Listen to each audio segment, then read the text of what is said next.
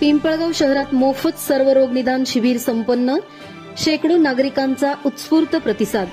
ओम multispecialist hospital Pimpalgaon यांच्या सहकार्याने आणि सामाजिक कार्यात नेहमी अग्रेसर असलेल्या जाणता राजा मित्र मंडळाचे सर्वेसर्वा राजेश पाटील, निलेश पाटील यांच्यासह परिसरातील संजय वाघले, शरद बाबा सोनवणे यांच्या वतीने भव्य सर्वरोग निदान शिबिर पिंपळगाव बसवंत शहरातील उंबरखेड रोड येथे गुरुवार दिनांक 16 रोजी सकाळी 9 ते 12 वाजेच्या दरम्यान संपन्न झाले.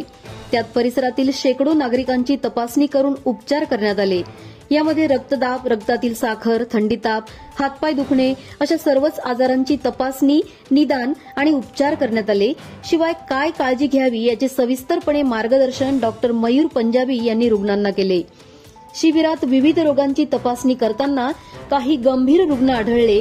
त्यांची महाराष्ट्र शासनाच्या महात्मा ज्योतिराव फुले जन आरोग्य योजना आणि प्रधानमंत्री जन आरोग्य योजनेअंतर्गत मोफत उपचार आणि शस्त्रक्रिया पिंपळगाव येथील सुप्रसिद्ध ओम मल्टीस्पेशालिस्ट हॉस्पिटल येथे होणार असल्याची माहिती डॉक्टर मयूर पंजाबी यांनी दिली.